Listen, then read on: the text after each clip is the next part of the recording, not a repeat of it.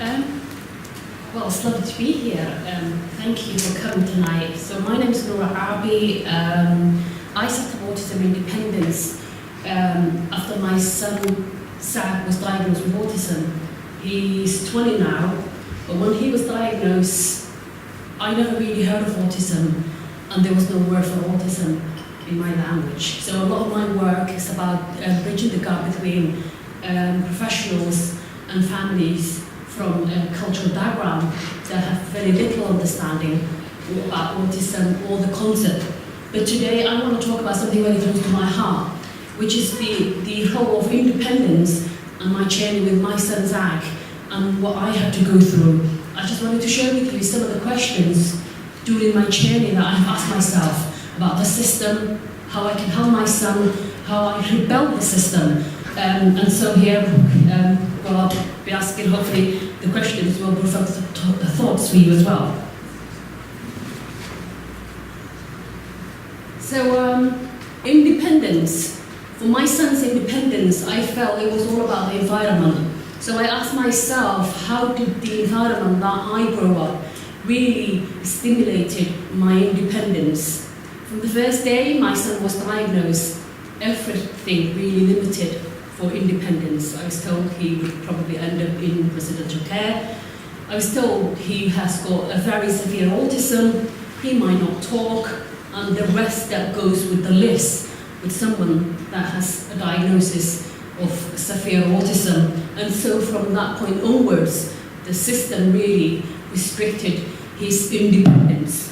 And I thought, asking ourselves, how did our environment help us to be independent is the biggest thing I've always asked myself. And as much as I acknowledge his autism, I wanted to look his environment, how it was for me. So this is just the questions and sort of my bit of background, really understanding the system and how the medical model versus the social model, which I really took for my son. So from, as you can see, the medical model focuses on the impairment of the individual, that's the individual suffers, and how it reduces the individual's quality of life. It means a person might not fully understand social interaction, as I was told, and appear to be lacking in empathy. The person might appear socially withdraw, pursuing narrow interests. So that was immediately for me, that was a problem. I just could not agree that there was no hope. There was nothing that I can work with my son that felt it gave me the hope to really give him a voice and a future. So the model for me was Zach was the problem. It was all about this and this and this and this, and that was Zach. So I felt I'm really not going to go with that model. I'm gonna explore the social model, which for me was looking the Zachy and the human person. And so the focus on the ability, what he can achieve, what he can do, that was just my focus. So the goal of the social model is to reduce limitations, but respecting the diversity of human ability. So I thought I'm going to put this in really for me, because with my psychological understanding, how are we actually meeting the person's needs from this perspective? So if you look at it, a person's development is affected by everything in our surroundings.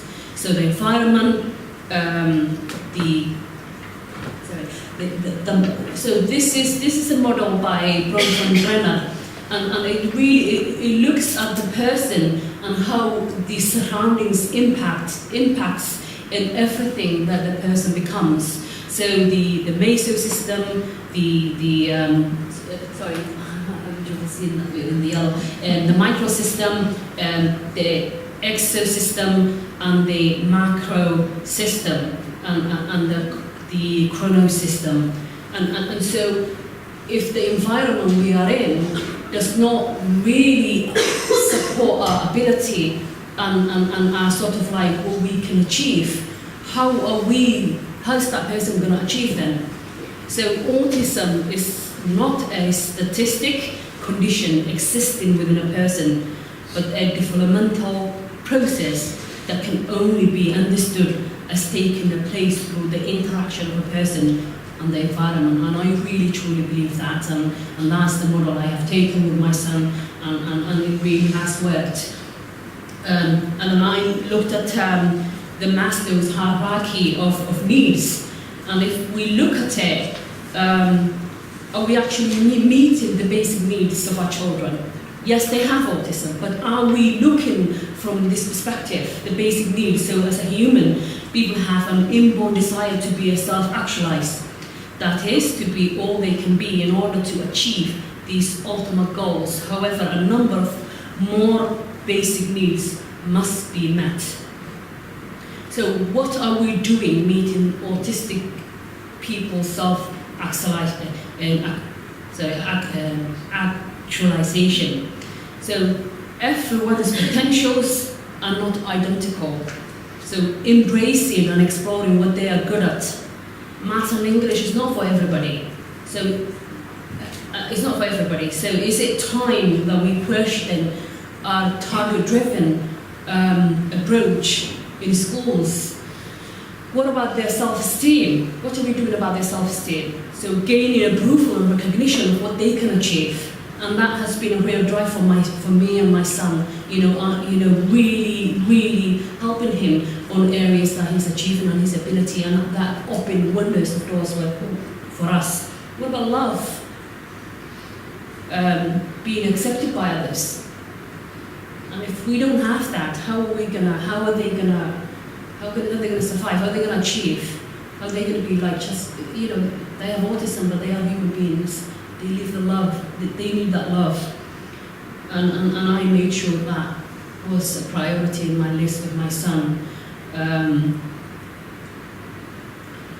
This is my son, Zach. He's doing amazingly well. He speaks, he reads, he writes, he goes climbing, you name it, the list. Just wanted to share a little video with him.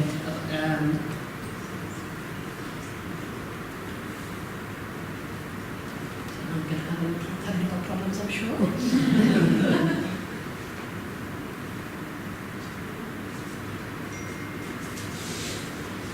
You need help.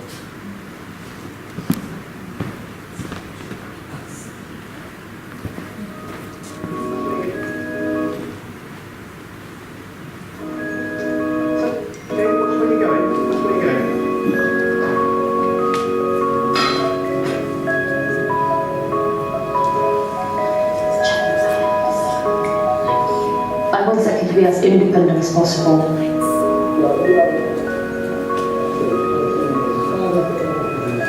His key worker, Chris, is helping him to learn shopping. Very good. Well done. It's a big thing. It would mean that he's making choices, he's very independent. He is, his dignity. It's about him learning the patterns within the chaos that he perceives in the supermarket. For some people with autism, it's just too much. Zaki's behaviour was very challenging. As he deteriorated, he became extremely aggressive. He became very unhappy.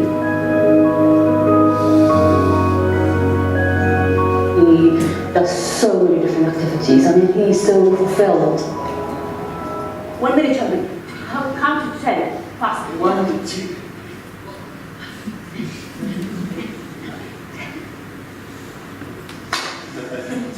Are you ready? Yes. What's going to happen now?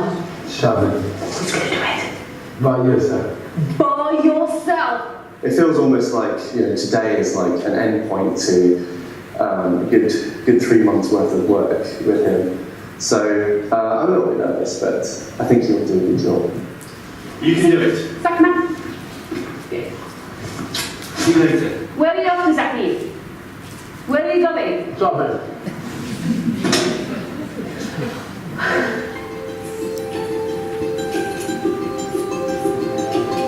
Oh.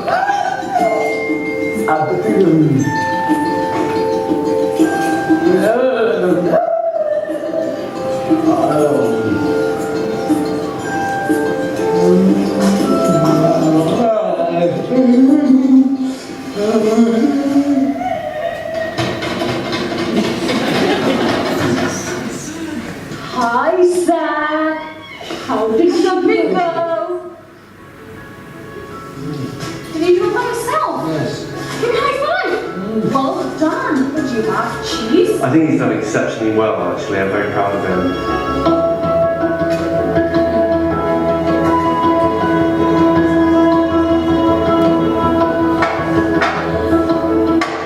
Thank you, Saki. God, I don't even know where to start. I never thought this would ever happen.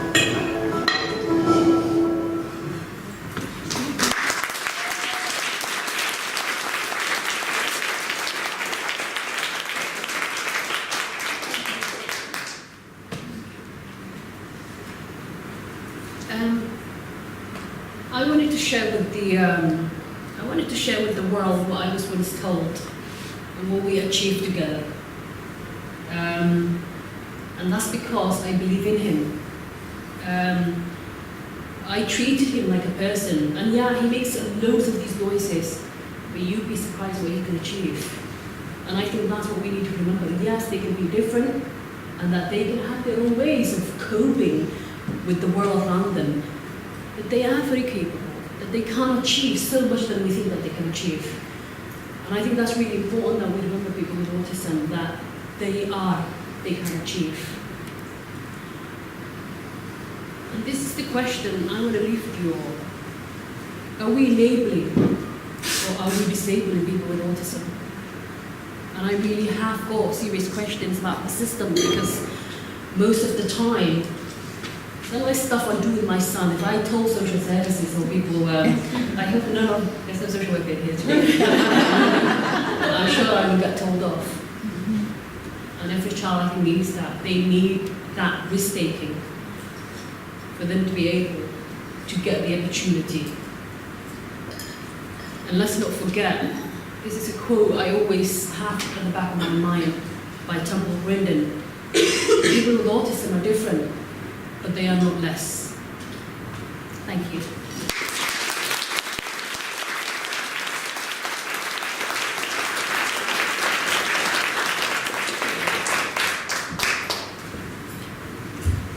So, one more speaker, and that is Dr. Ian Curran, who is a senior lecturer in social work at the university.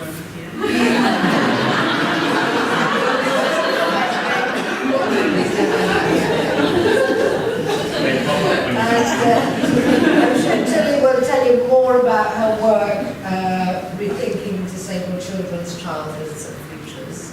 So maybe that's enough of an introduction. Where will I find my seats?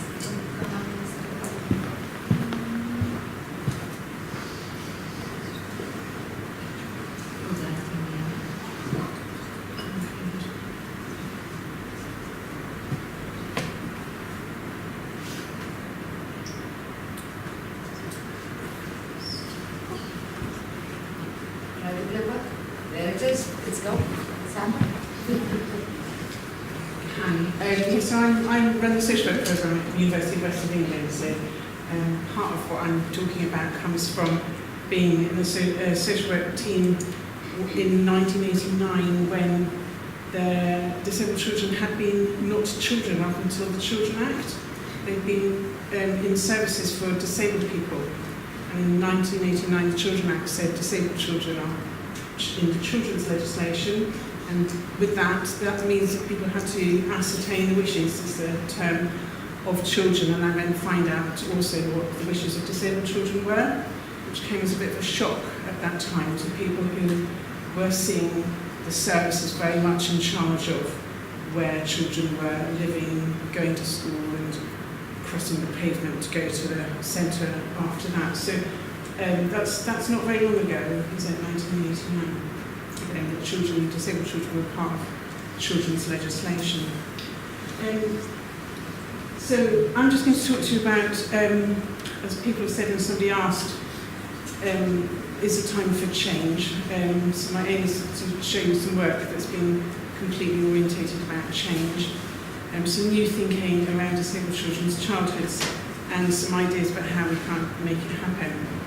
So the approach I'm going to talk to you about has come from this kind of event, many conferences in Manchester and UWE and various other places where families have come together, young people and professionals have been there, but they haven't been professionally led conferences. And it's quite important to say that, because when anybody thinks about why they're here, as you said, Elise, or why you're here, it touches people, and it's come from a strong passion. So it's also important to say that the academic world can be passionate and can be moved and needs to be, because asked what else is it for, and these days people are asked to provide impact, which means it's supposed to have some kind of real world counting. So it's come from strong things to do with respect for disabled children and young people and their families. So disabled children have often been talked about in terms of their child development, and that's generally been looking at what normal development is and where children are seen on some sort of distribution curve, as if there's some kind of standard or some kind of average which is in any way useful. That idea has placed disabled children not only in the outlying parts of the curve, I'm not a mathematician, but it's also meant that there's no idea of disabled children's development, because that idea has gone straight away. And one of the words that Damon used, people are then just seen in terms of being deficit and somehow not meeting what people should be. So child development theories have not done a great deal for disabled children and young people. Childhood studies is a different approach that has seen, we call it new, but it was in the 80s. See how old I am. The childhood studies said that, challenged those methods and said actually children are active and they construct their worlds. They're not just objects for us to study and observe, which a lot of the research then was. It was about looking at children. But this kind of idea of children constructing, children having a view, children being able to create their own lives and having diverse experience. But even in childhood studies still, you can pick up a book on something like drug use or refugee experience or young people in the media, and there's no disabled young people in it. So although it was more progressive than child development theory, it's still often done with mainstream children, and they're books called children with young people. They don't say able-bodied or we've excluded these children. So still a lot of the childhood studies are not openly recognising, but in those groups there would be disabled children and young people. There would be. That's what's happened then, is that if you think about disabled children, and I don't mean that you hold that belief, but we all know the culture that we're in, people generally think about services. And we have words like lead to use the word transition in an entirely different way to transition services. So we don't say to ourselves, I transitioned, we say I grew up, but the people end up being called words that have come from some sort of service plan. And that's resulted in a lack of attention to the actual lived lives of disabled children and young people who are marginalised. So from the expectations, opportunities and aspirations afforded to disabled, typically developing children. So a lot of the literature is about health conditions or service evaluations. At the same time, disabled children and young people are likely to experience greater levels of inequality in all areas of life. So it's not like that's been a very useful approach. Disabled children and disability studies has had quite a different starting point. So as Nura was saying, the social model of disability has challenged the focus on individual and parent in the medical model of disability, and it's rejected a kind of tragedy sympathy approach that arises from that idea. The social model starts with the experience of oppression, seeing disability as a form of oppression, and therefore it's all about activism and it's about people realising their civil rights. So as Michael Oliver, who very sadly died last week, said that the questions are not to ask what's wrong with you, but what's wrong with society. So in terms of ready for school, are schools ready? Where's the checklist to decide whether a school has actually got ready, which they could do, couldn't they? Because they know that children are going to be coming, they could be ready. So this approach was developed by a whole number of groups of people, and it's focused on 3 principles. So first of all, the focus is on disabled children and young people's experience and voice, which has come across clearly so far. And to do that, we have to rethink ethics, because the ordinary kind of studies of children won't do if you're going to be involving and being interested in their experience and not exploiting people. And then the third one is a bit academic, questioning the hegemony, which just means common sense. The common sense is all around where people even think about asking somebody what's wrong with them, or very everyday media, or even trying to counter it by saying something's exceptional or something's done particularly well. So questioning the norms and assumptions that we've got. So one of the conference was called There Is No Them. And Catherine Runsford-Cole, who's been a key person in developing this, said she goes to various meetings with people, and people will just say, well, I know that each person's an individual, but they and them, and they go, well, let's not say they and them, but it's quite hard not to do it, because the grammar is like that. It's very hard to keep, when you were saying all the terms earlier about, well, which term then, and what are we trying to, why are we doing it? Do we need a term to do something? So just even without medical terms, the idea of them. So parents, carers of disabled children, allies and academics were coming together to listen to disabled children and people. And that's a network of relationships. It doesn't cover the entire world, but it has brought together people from the global south and global north, and put these ideas together to say disabled children are not seen as lacking, disabled children are not seen as having problems, or even worse, as being problems. And disabled children are seen in positive ways as having childhoods, which seems really quite obvious, but because of those disciplines, it was their childhoods that aren't being looked into, or being the focus of what services might be interested in supporting. So, this is the second book. There's been a great big collection of people, 65 contributors, including the first part is young people writing from their own direct experience as young people, or adults writing from their experience as young people earlier. Family members, parents writing about the ethics of how do you write about your child when you're trying to tell your story. Should you, shouldn't you? You still have a story, how are you going to do it? What happens if the school reads your chapter when you've just been talking? So they're quite tricky ethical issues there. There's people writing about how to do research, inclusive research, and then theories. So the books we've done so far have those kind of sections in there. The cover of this book, I should have shown you the cover of that book, was done by a sibling who thought everybody's family had a disabled child. And it's also interesting when you look at the literature. Out of my PhD, I found one book that described disabled children and young people as siblings. You get the literature about siblings of that doesn't recognise that disabled children and young people are nieces, nephews, cousins, friends, siblings. And the cover of this book is from a campaign that you're probably familiar with that started when Connor Sparrow died in a health assessment centre. And the image of the cover is a photograph of gingerbread figures, brightly coloured stitched pieces of fabric, each one is different. And each figure represents the life of someone who has died. Following a review of the unexpected deaths of people with learning disabilities and mental health issues in the trust, a report found that hundreds of people's deaths have gone uninvestigated. And Catherine here is saying that it's hard not to conclude that some lives matter less than others. So on the one hand, we've been trying to show childhood, youthhood, that would be in a way that's productive, that it should be the focus. What's life like? What would you like it to be like? At the same time, really concerned about if we don't do that, the stakes are really high. People have talked about school being about bullying and distress, so it's a very hard thing.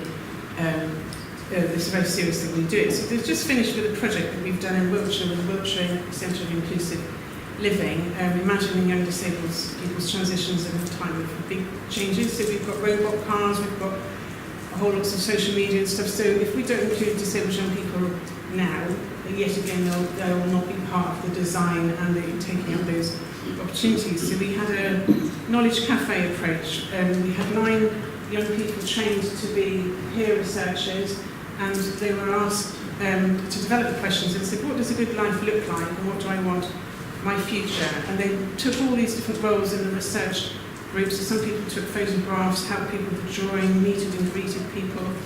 We had a cartoonist. We went to visit UWI's robot centre, which is very interesting. And this is what they said. They wanted to be in their future, it really mattered to them, they had responsibilities. They were wanting to be in loving relationships. They wanted to have freedom and happiness, and they were very keen on a strong sense of themselves, but also togetherness. These were their key messages. Didn't like at all the term disabled young people, even though we're quite wedded to it as a political term, they didn't like it. They said things like, support us to change the world. We want to contribute to making the world a better place. This is a completely different kind of talk to the service kind of talk. And it doesn't mean these young people don't need things, but they are not wanting to be in it, they are in it. We want a chance to make our own choices, do things for ourselves, and decide on our future, find out where we belong. Everyone has a place. We want to be part of loving families, to have the chance to get married and to have kids. So it made us rethink, what do we think about this idea of the future? That pressure that you're meant to grow up, achieve, work, marry, have babies and all that, and work, I don't know.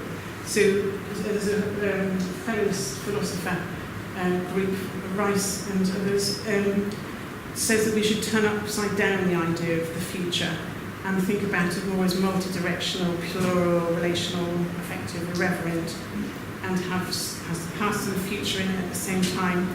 And then we can reimagine livable futures as something that we produce rather than have to conform to some very oppressive idea of the future, which is being used to do things like relegate different countries to medieval stages of us as modern and progressive. So throwing that all out, but thinking about what does a good life look like and what would you like to have happen as something young people can be telling us about and talking to each other with. That's it.